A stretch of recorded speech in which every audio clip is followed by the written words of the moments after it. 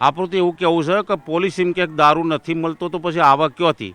હવે મને પોલીસે ફોન કર્યો, વચમાં વાત કરી, રાતે જ વાત કરી હતી કે આ તો 17 વર્ષથી દારૂ પીતો, તો 17 વર્ષથી જો દારૂ પીતો હોય તો પોલીસ 17 વર્ષ સુધી શું કરી રહી? એમ મારા ગામમાં હું 20 વર્ષથી સરપંચ છું, લગભગ 17થી 18 વિધવાઓ બિયાલ જોન જોત જે દારૂ પીને મૃત્યુ થયેલો છે. ઘણી વખત મેં રજૂઆત કરેલી, તે છતાં પણ ધોન દોરેલી નહીં. અને હપ્તામાં લેવા આવે તારા ગામના જોપો બહાર ઊભું રહેવાનું, તોથી ફોન કરીને દવાને બોલાવવાના અને તો અહીં હપ્તા લઈને બરાબર નીકળી જવું. એ આ સ્થાનિક બેટ જમાદારો દોષ છે, પીએસઆઈનું નહીં ભાઈ. આમાં પીએસઆઈ નહીં જાણતા, કમિશનર સાહેબે નહીં જાણતા, ડીએસપીએ નહીં જાણતા, કોઈ અધિકારી મોટા જાણતા નથી. મોટાભાગે બેટ જમાદારો પર દબાણ કરશે તો જરૂર દારૂ બંધ થશે. આ મારી આ રજૂઆત છે. જો બેટ જમાદારો દારૂ બંધ કરવા માગતા હશે તો જ બંધ થશે, કે થવાનું નથી. કયું પોલીસ સ્ટેશન આ જે વિસ્તાર છે પનાના મુવાડામાં કયું પોલીસ સ્ટેશન લાગે છે અને આપણે કેટલી વખત રજૂઆત કરેલી છે તેઓને? રખિયાલ પોલીસ સ્ટેશન લાગે સાહેબ, રખિયાલ પોલીસ સ્ટેશન લાગે. વચમાં એક બળાત્કારનો કેસ થયો હતો, એ વખતમાં મેં આજથી 5 વર્ષ પહેલાં પોલીસ સ્ટેશનમાં રજૂઆત કરી હતી. એ ભાઈને 20 વર્ષની સજાએ પડી, કારણ કે તાને દારૂની હાલતમાં જ બળાત્કારનો કેસ થયો હતો. હાઈસ્કૂલની અંદર એક નાની બાર દીકરીની આબુ લીધેલી, એ પણ દારૂડિયા જ હતા. એ સમયે પણ મેં રજૂઆત કરેલી કે ભાઈ તમે દારૂ બંધ કરાવો, કે આ મોટા મોટા જે 2 નંબરે ધંધા ચાલે જો ચાલશે તો બેન દીકરીને હાચવાની મુશ્કેલી પડશે. આ હું કહેતો હતો, અત્યારે બેન દીકરીને ચો હાચવાની, ઉપરથી એમની જે પત્નીઓ ખરી મરી ગયા, એમની પત્નીઓ એમને હાચવાને મોટો પ્રોબ્લેમ છે. અત્યારે હાલ જે આ છોકરો જે મૃત્યુ પામ્યો એની નાની નાની ભૂલકાઓ 2 બાળકો છે, એમના પાસે કોઈ છે નહીં. એમના એક ભાઈ જ છે. એમના ભાઈએ પણ પોતાની મજૂરી કરીને વેલ્ડિંગનું કામ કરી બજારની અંદર કામ કરીને ગુજરાન ચલાવી રહ્યા છે. અને હાલ ઘડી જો પોલીસ ધોન દોરે તો હજુ તો મારું એવું કહેવું છે કે ખરેખર દારૂ બંધ કરવાની ખાસ જરૂર છે. આખા ગુજરાતની અંદર પોલીસ એમ કહી ભાઈ દારૂ નથી મળતો તો ભાઈ આવા ક્યોથી? કઈ જગ્યાએ વેચાય છે આપના ગામની આજુબાજુમાં? ગામમાં કઈ જગ્યાએ કઈ પોલીસ જોને છે, બીજું કોઈ જાણતું જ નહીં. આમાં બધાને ખબર છે. તમે કોઈ બુટલેગરોના નામ આપ્યા હોય કેવું કંઈ?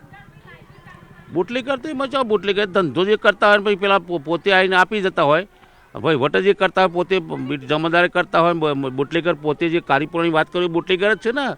આજની તારીખમાં 40-50 મણનો ધંધો જે ગોળ વગાડીને કરતા હોય, આખો તાલુકો છે ને. વચમાં ગાંધીનગરવાળી પોલીસે રેડ પાડી ત્યાંથી 5 વર્ષ પહેલાં, તારે પણ એમને લઈ ગયા હતા, પાછો ચાલુ 2 મહિના બંધ કર્યો, પછી ચાલુ થઈ ગયો. અત્યારે મોટો ધંધો તો જ ચાલે છે. કયા ગામની અંદર અને કોણ છે વ્યક્તિ? જો રાતે પોલીસે પકડ્યા છે, એક દિનેશભાઈ કંઈ ઠાકોર છે, એક મામુ કહેવામાં આવે છે. રાતે આપણે પીએસઆઈ રખિયાલ પોલીસ સ્ટેશનથી પીએસઆઈ પકડેલા હતા એમને, એની તપાસ પૂરી કરી રહ્યા છે. કયા ગામના રહેવાસી? એ લોકો આપણા સોપાની બાજુમાં કાળીપુરા કંઈ ગામ છે. રાતે હું જોડે હતો તો મને તો ખ્યાલ આવ્યો ભાઈ કયા ગામના છે, તાકી કાળીપુરાના. એટલે આપણે ચોક્કસ ખબર નથી, પણ એ કાળીપુરા નોમાં આવ્યું, દિનેશભાઈ નામ હતું.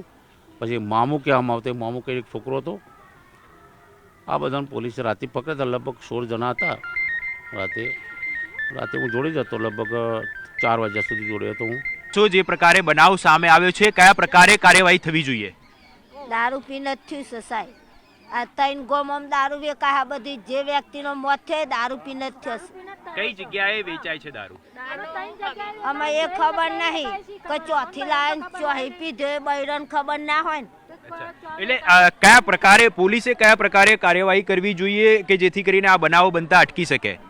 દારૂ તો પીધો બરોબર, આમાં કઈ પ્રકારે દારૂ ગાળ્યો હોય, શું અટ્ટાના છે કે અંજીસર ફોડ્યો કે શું કર્યું, દુશ્મની કરી, એ જે રીતે દારૂ પાયો એ ખબર નહીં અમને, અને ચોથી પાયો એ અમને ખબર નહીં. પોલીસ કોઈ કામગીરી કરે છે કે કેમ? આ પોલીસ તો કામગીરી કરે પણ પોલીસ જ નથી ને તને. અને ભરણ પોષણનું માગે છે બરોબર, અને દારૂ પાયો એટલે પછી 2000 રૂપિયા દારૂ કાઢનારા આલી દે એટલે પોલીસ વાળા જતા રહે.